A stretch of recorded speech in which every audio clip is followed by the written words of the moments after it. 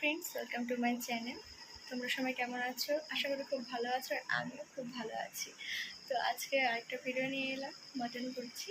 তো চলো দেখে নেওয়া যাক সেই ভিডিওটা। তো এই যে মাটন ভালো করে ধুয়ে নেওয়া হয়েছে বাজার থেকে আনার পরে। তো মাটনটা ধুয়ে নেওয়ার পরে আমি এটার বাকি কাজ করতে থাকবো। তো এই যে কড়াইয়ে গরম করে নিয়েছি তেল, তারপরে হলুদ আর লবণ দিয়ে দেবো ভালো করে দিয়ে, কারণ আমি আলুতে আগে লবণ আর হলুদ নিইনি, সেই কারণে আমি দিয়ে নিয়ে ভালো করে ভেজে নেব। আলুটা যখন একটু ব্রাউন ব্রাউন শেড হবে তখন সেটাকে আমি নামিয়ে নেব। গ্যাসের স্টিমটা একটু বেশি ছিল, তার জন্য খুব তাড়াতাড়ি আলু ভাজাটা হয়ে গেছে আর কি। তো এই দেখো আলু ভাজাটা প্রায় রেডি। তো আলু ভাজাটাকে নামিয়ে নেওয়ার পরে সেই তেলের মধ্যে আমি অল্প পরিমাণে কাঁচা জিরা দিয়ে দিয়েছি, তার মধ্যে শুকনো লঙ্কা আস্তে আস্তে সব অ্যাড করব, আর আবার দিয়ে দিলাম তেজপাতা, এটাতে একটু সেন্ট হয়। মাটনে বা চিকেনে একটু তেজপাতা না দিলে ভালোই লাগে না। তো তার মধ্যে দিয়ে দেবো পেঁয়াজ কুচি। পেঁয়াজটাকে আমি সব কিছুর সাথে একটু ভালো করে ভেজে নেব। একটু যখন হালকা হালকা বাদামি কালার চলে আসবে তো তার মধ্যে আমি একটু রসুন অ্যাড করে দেবো। দেখো ভাজা হয়ে গেছে, এই যে আমি রসুনগুলো দিয়ে দিলাম। তারপরে ওটা একটু ভেজে নিয়ে মাটনগুলো আমি সব দিয়ে দিয়েছি। তারপরে এটাকে ভালো করে একটু নেড়ে নেব, সব একসাথে মিক্সড করব। তো তার আগে একটু বলে নিই, আমার একটু নাড়তে অসুবিধা হচ্ছিলো, কারণ আমার এক হাতে ক্যামেরা ধরেছিলাম আর এক হাতে নাড়ছিলাম, একটু অসুবিধা হয়ে যাচ্ছিলো। তো কোনো অসুবিধা নেই, তোমাদের দেখানোর জন্য এটুকু তো করাই যাবে। এই যে ভালো করে ভাজা ভাজা করে নিয়েছি। তার এই যে মশলাটা করেছি এটার মধ্যে আছে জিরে, কাঁচা লঙ্কা, একটু কালার হওয়ার জন্য শুকনো লঙ্কা দিয়েছি, তারপর দিয়েছি পেঁয়াজ, আদা, সব রসুন সব কিছু দিয়ে একটা পেস্ট বানিয়ে নিয়েছি। তো ভাজা আলুগুলো দিয়ে দিলাম। আলুগুলো তো উপর থেকে ভাজা হয়েছে কিন্তু ভিতর থেকে কিন্তু সেটা সেদ্ধ হয়নি, তো তার জন্য আমি আগে দিয়ে দিলাম। আর এই মশলাগুলো সব দিয়ে দিয়েছি, এবার ভালো করে মশলাটার সাথে মাখাতে হবে।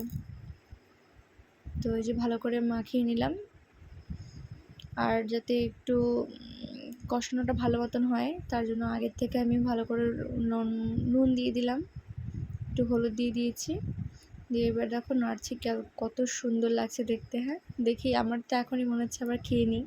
তো গ্যাসটা আমি লো ফ্লেম করে দিয়ে তো মাংসটাকে ঢেকে রেখে দেবো। ওটা আস্তে আস্তে হতে থাকবে, ভেতরে ভাপে ভাপে সেদ্ধ হবে।